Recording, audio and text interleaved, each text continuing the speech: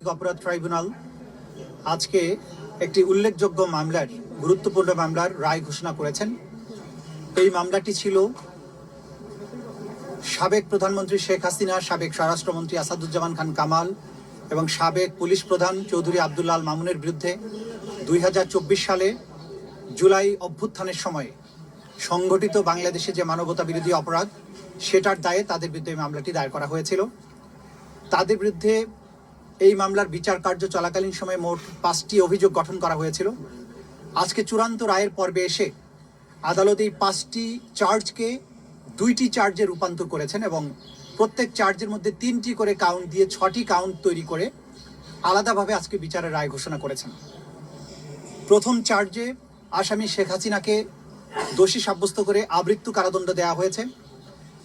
দ্বিতীয় চার্জে আসামি শেখ হাসিনাকে দোষী সাব্যস্ত করে মানবতা বিরোধী অপরাধের দায়ে 2024 সালের জুলাই অভ্যুত্থান চলাকালে বাংলাদেশে ছাত্র জনতাকে লিথাল ওয়েপন, হেলিকপ্টার, ড্রোন ব্যবহারের মাধ্যমে নিষ্ঠুরতম পন্থায় 1400-র মতো ছাত্র জনতাকে হত্যা এবং 25,000-এর বেশি ছাত্র জনতাকে আহত করার দায়ে, মোর স্পেসিফিক্যালি আশুলিয়াতে 6 জনকে হত্যা করে পুড়িয়ে দেয়া, চানখারপুলে 6 জনকে হত্যা করার মাধ্যমে যে অপরাধ করেছেন সেটার দায়ে তাকে দোষী সাব্যস্ত করে মৃত্যুদণ্ড প্রদান করেছেন।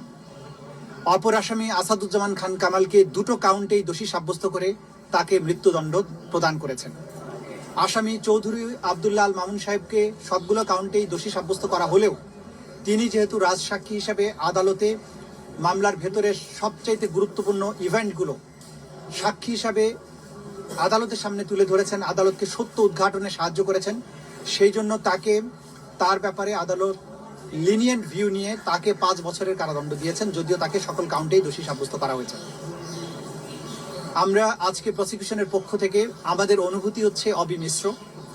আমরা কারো মৃত্যুদণ্ডে আনন্দিত যেমন নই, তেমনিভাবে এই বাংলাদেশে যেভাবে রাষ্ট্রের শাসক হয়ে দেশের নাগরিক, বিশেষ করে তরুণ ছাত্র জনতার রক্তে পা ভিজিয়েছিলেন, তার বিচারের মাধ্যমে তাকে যে দণ্ড দেওয়া হয়েছে, আমরা বিশ্বাস করি এই দণ্ড প্রদানের মাধ্যমে ইতিহাসের একটি অধ্যায়ের মীমাংসা হয়েছে এবং এই জাতির ন্যায় বিচারের প্রতি যে তৃষ্ণা, ন্যায় বিচারের জন্য, জাস্টিসের জন্য জাতির যে কোয়েস্ট, সেটি আজকে সম্পন্ন হয়েছে। অপরাধীকে তার প্রাপ্য শাস্তি প্রদান করা হয়েছে। আমরা আশা করব সরকার এবং রাষ্ট্র আদালতের এই রায়কে যথাযথ আইনি প্রক্রিয়া এবং অন্যান্য যত প্রক্রিয়া আছে কূটনৈতিকভাবে সেই প্রক্রিয়া অবলম্বন করে যারা আসামি পলাতক আছেন, দেশের বাইরে আছেন, তাদেরকে বাংলাদেশের মাটিতে নিয়ে এসে আইনের মাধ্যমে তাদের এই শাস্তি কার্যকর করবেন। আজকে এই রায়ের মাধ্যমে আমাদের ব্যক্তিগতভাবে প্রসিকিউশনের খুশি বা অখুশির কোনো ব্যাপার নেই। আমরা শুধু এটা বলবো যে শহীদ আসহাবুল ইয়ামিন, শহীদ আবু সাইদ, মুগ্ধ, শহীদ আনাস, শহীদ সজল, শহীদ তানজিল ইসলাম সুজয়, যাদেরকে পুড়িয়ে দেওয়া ছিল, এখন পর্যন্ত তার পারিবারিক কবরস্থানে তার ফেরার সুযোগ হয়নি, আদালত থেকে আদেশ হয়েছে। শহীদ রিয়া গোপ, শহীদ নাইমা সুলতানা, শহীদ আহাদ সহ বাংলাদেশের যে 1400 তরতাজা তরুণ প্রাণ এই স্বৈর শাসনের অবসানের জন্য জীবন দিয়েছেন, তাদের পরিবারে যদি সামান্য একটু স্বস্তি আসে, সেটি আজকের এই প্রসিকিউশনের প্রাপ্তি। জাতির পক্ষে আমরা একটা বিচারিক প্রক্রিয়াকে সম্পন্ন করার মাধ্যমে এই জাতিকে বিচারহীনতার কলঙ্ক থেকে মুক্ত করার যে ক্ষুদ্র আমাদের প্রয়াস, সেটা যদি সফল হয়, সেখানে আমাদের সাফল্য। আমরা মনে করি এই রায়টি কোনো ধরনের কোনো অতীতের প্রতিশোধ নয়, এটি হচ্ছে জাতির প্রতিজ্ঞা ন্যায় বিচার প্রতিষ্ঠার জন্য, এটা হচ্ছে জাতির কোয়েস্ট ফর জাস্টিস। এই রায় প্রমাণ করেছে অপরাধী যত বড় হোক, যত ক্ষমতাশালী হোক, সে আইনের ঊর্ধ্বে নয়। এবং বাংলাদেশ এমন একটি রাষ্ট্র যেখানে যত বড় অপরাধী হোক, তার অপরাধের জন্য তাকে জবাবদিহিতার মুখোমুখি হতে হবে এবং তার প্রাপ্য শাস্তি পেতে হবে। এবং এটাও প্রমাণিত হয়েছে বাংলাদেশ সকল আন্তর্জাতিক নর্মস, আন্তর্জাতিক স্ট্যান্ডার্ড মেনটেন করে ক্রাইমস এগেনস্ট হিউম্যানিটির মতো কমপ্লেক্স অপরাধের বিচার করতে সক্ষম এবং বাংলাদেশ সাফল্যের সাথে সেটা করেছে।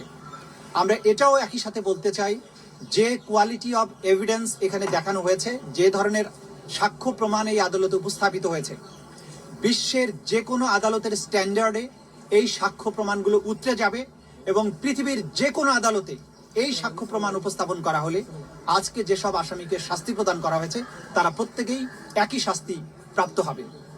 আমরা আজকের এই রায় প্রক্রিয়া সমাপ্ত হওয়ার মাধ্যমে আমাদের একটা দীর্ঘ আইনি লড়াইয়ের সমাপ্তি হয়েছে, যদিও আরো অনেকগুলো মামলা বিচারাধীন রয়েছে। যারা এই মামলাকে আজকের দিন পর্যন্ত নিয়ে আসার ব্যাপারে যারা ভূমিকা পালন করেছিলেন, বিশেষ করে আমাদের ভিকটিম পরিবার, তারা তথ্য দিয়েছেন। আহতরা, সাক্ষীরা তারা আদালতে এসে কষ্ট করে সাক্ষী দিয়েছেন।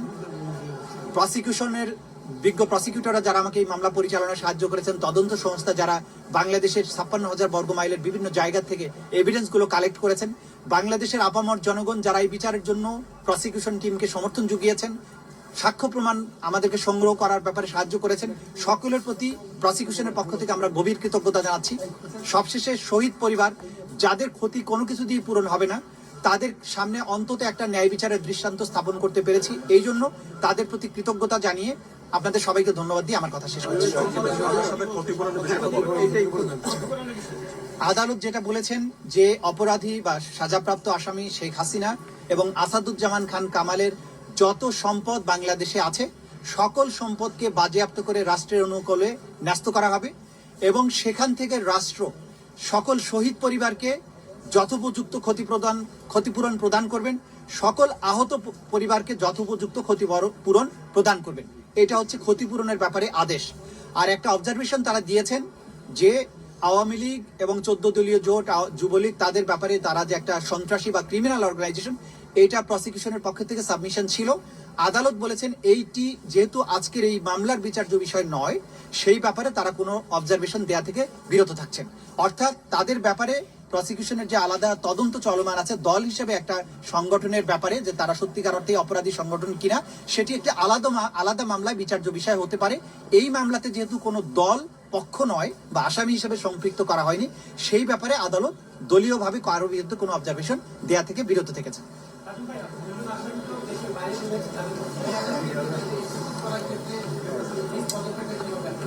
যে আমরা ইতিমধ্যেই বলেছি যে দুজন আসামি পলাতক রয়েছেন তাদেরকে ফিরিয়ে আনার ব্যাপারে রাষ্ট্র দুই ধরনের পদক্ষেপ নিতে পারেন। একটি হচ্ছে ভারতের সাথে সম্পাদিত 2013 সালের যে অপরাধীর বহিঃসমর্পণ চুক্তি, অর্থাৎ এক্সট্রাডিশন ট্রিটি 2013, সেই চুক্তি অনুযায়ী আমাদের এখানে যেহেতু মানবতা বিরোধী অপরাধের দায়ে তারা সাজাপ্রাপ্ত হয়েছেন, তাদেরকে বাংলাদেশ ভারত সরকারের কাছে ফেরত চাইবে এবং ভারত সরকার যদি আইনের শাসন, ন্যায় বিচারের প্রতি শ্রদ্ধাশীল হয়, তারা সেই আসামিদেরকে ফেরত প্রদান করবেন এবং তাদেরকে বাংলাদেশে ফেরত আনার মাধ্যমে তাদের উপরে যে সাজা দেওয়া হয়েছে সেটা কার্যকর করা যাবে। দ্বিতীয় যে প্রক্রিয়া আছে সেটি হচ্ছে যে ইন্টারপোলের মাধ্যমে, যেহেতু একটি বাংলাদেশের একটা ট্রাইব্যুনাল থেকে, উপযুক্ত আদালতের থেকে তাদের মৃত্যুদণ্ড প্রদান করা হয়েছে, তাদেরকে ইন্টারপোলের মাধ্যমে গ্রেপ্তার করে বাংলাদেশে এনে সেই সাজা কার্যকর করা যেতে পারে। এই ব্যাপারে বাংলাদেশের স্বরাষ্ট্র মন্ত্রণালয়, পররাষ্ট্র মন্ত্রণালয় সম্মিলিতভাবে প্রয়োজনীয় ব্যবস্থা গ্রহণ করবেন।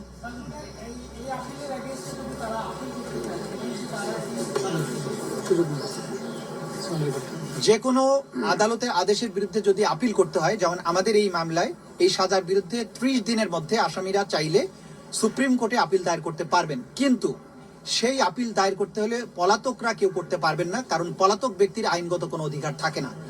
তাহলে আপিল করতে হলে তাকে অবশ্যই এসে বাংলাদেশে আত্মসমর্পণ করতে হবে এবং জেলে গিয়ে তিনি তখন সুপ্রিম কোর্টের কাছে তার সাজার বিরুদ্ধে আপিল দায়ের করতে পারবেন। যদি আত্মসমর্পণ না করেন তাহলে তার রাইট অফ অ্যাপিল থাকবে না। এই মামলার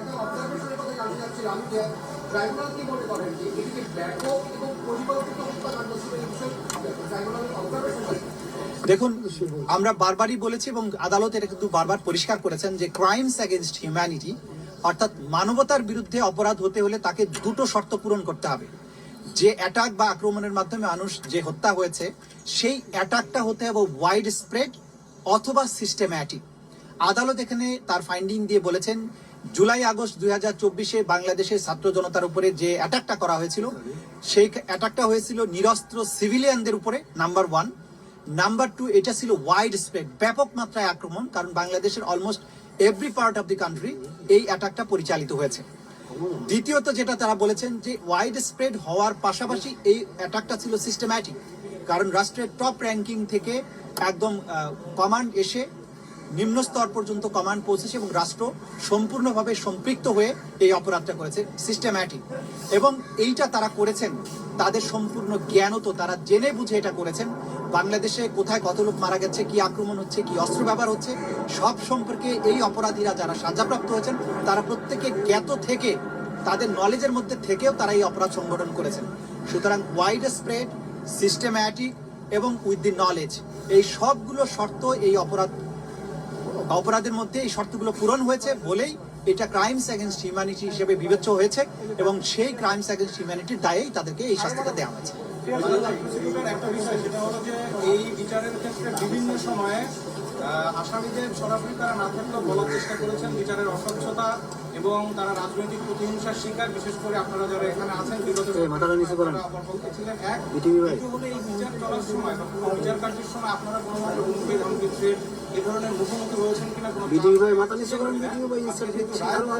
ব্যাপারে আপনি বলবেন?